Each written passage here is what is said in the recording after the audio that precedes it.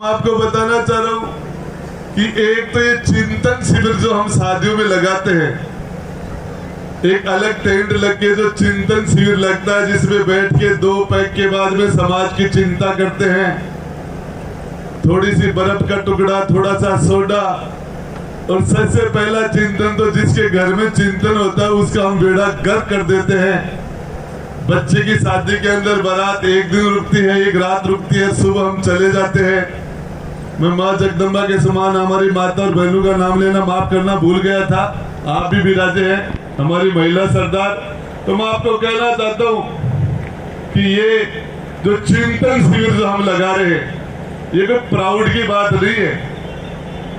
इसके लिए आप इसको मेहरबानी करके यदि बंद कर दें तो सबसे बड़ा तो समाज के ऊपर ये उपकार होगा। आप उस बच्ची बड़े के फालतू के अंदर वो आपका जो चिंतन होता है वो कम से कम 5 लाख रुपए का, 4 लाख रुपए का चिंतन होता है, रिजल्ट उसका 0 आता है। सारी समाज की चिंता हम 33वें पैक के बाद में ज्यादा चिंतन होता है हमारा, फिर चौथा चालू होता है सारी बातें, लेकिन शायद धीरे धीरे हम इससे बाहर आए। दूसरी बात यह है कि हमारा छोटा आदमी, आम आदमी, बड़े आदमी की राव साहब सदा चिंता करता रहा है। इस आम आदमी ने जब भी, ये चाहे राजा महाराजों का जमाना रहा हो, चाहे लोकतंत्र का जमाना रहा हो, इस समाज की एक खासियत है, ये बड़े आदमी की चिंता करता है। चाहे भैरू सिंह जी शेखावत की चिंता करते थे, उनके इशारे पर मरते थे, उनके लिए जहां खड़ा कर दिया। चाहे जसवंत सिंह जसोल थे, आज के नेता हो चाहे पहले के नेता हो, जब भी किसी नेता पर संकट आता तो पूरा समाज उसके लिए चिंतित हो जाता है। लेकिन हमारे बड़े नेता छोटे आदमी की चिंता नहीं करते। ये चिंता एक तरफी है। इस समाज में छोटा आदमी, आम राजपूत पहले ठिकानेदार थे, बड़े ठिकानेदार थे, राजा महाराजा उनकी चिंता करते थे।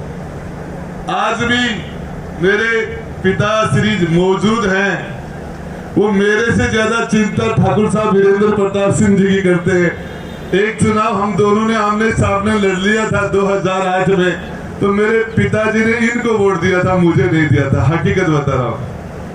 मेरे पिताश्री श्री माधव सिंह जी ने मुझे कहा, यार देख, मैं मेरा वोट गुड्डा ठाकुर साहब को ही दूंगा, और हम साथ साथ पीली गंगा में हम साथ साथ खेलते थे। ये वो लोग छोटे थे तो उम्र में बड़े इनसे थोड़े बहुत। तो मैं बताना चाह रहा हूँ कि अभी भी उनका बेटा मंत्री बन गया 2 बार, लेकिन वो इन्हीं को बड़ा मानते हैं। तो हम ये ठिकानेदारों को बड़ा मानते थे, पहले तो राजा महाराजाओं को, उनके इशारे पर जान देते थे, फिर उसके बाद में हमारे नेताओं को। लेकिन अब बड़े समय आ गया कि बड़े लोगों को भी छोटे लोगों की चिंता करनी चाहिए, और इसके लिए आज का कार्यक्रम शानदार है। ज्यादा भाषणबाजी की जरूरत नहीं है। व्यक्ति एक दिन का होता है, बच्चा तो रोता है, वो इसलिए रोता है कि उसका माँ के पेट में जो खाने की जो व्यवस्था थी, वो बाहर आते ही वो खाने की व्यवस्था चेंज हो गई। उसका खाना नाल से चलता था, बाद में मुंह से खाने का सिस्टम डेवलप नहीं हुआ और वो बच्चा भूखा है, इसलिए एक दिन का बच्चा रोता है। 1 या 2 साल का बच्चा खिलौने के लिए रोता है। 4 साल का बच्चा स्कूल नहीं जाने के लिए रोता है।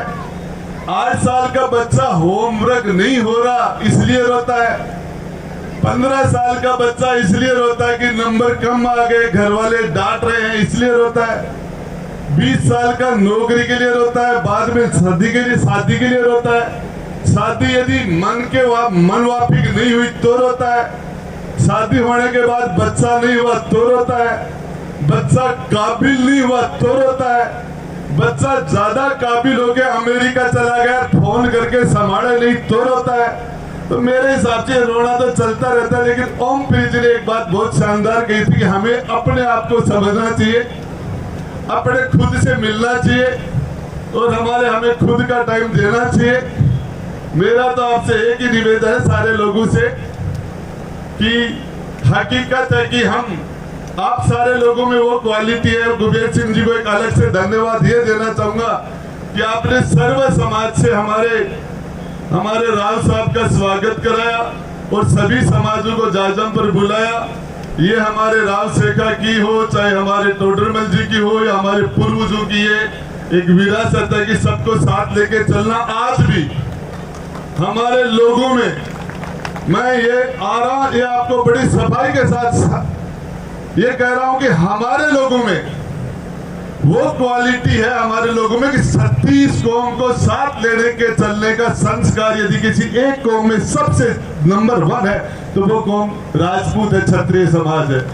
मैं आपको बताना चाह रहा हूँ क्याम खानी और हम आज की ये ऐसी ही जरूरत है कि 550 साल पहले राव शेखा ने पठानों के साथ जो भाईचारा करके एक जगह होके हमने जो लड़ाइयां लड़ी थी, हमने हमारा वजूद बचाने के लिए, घोड़े का किस्सा, बछेरा और बछड़ी का किस्सा आप सबको पता है। वैसा ही है कि आज क्याम खानी और राजपूत समाज को एक जाजम पर आना चाहिए। ऐसी शुरुआत हो भी चुकी है। सीकर में ऐसी लोग एक जगह मीटिंगें हो रही है, नागौर में भी हो रही है, और ये दोनों समाज एक जगह हो तो इस शेखावाटी का अलाइनमेंट अच्छा हो जाएगा।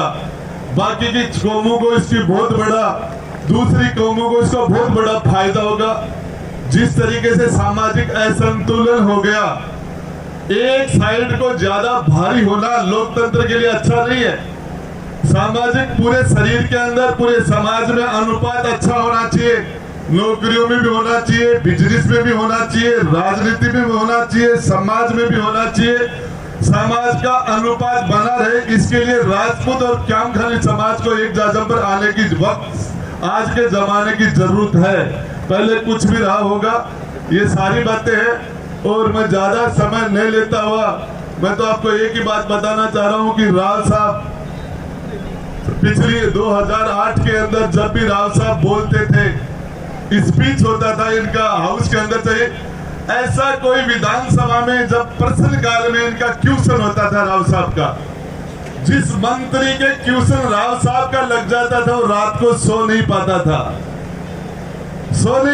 वो चिल्ला के अपने पीएस को, अपने सेक्रेटरी को अपने कहता था कि अरे तेरा दिमाग खराब हो गया, क्वेश्चन राजेंद्र सिंह साफरा का लगा, मेरी खाल उतार लेगा वो, तो तैयारी करवा मेरी।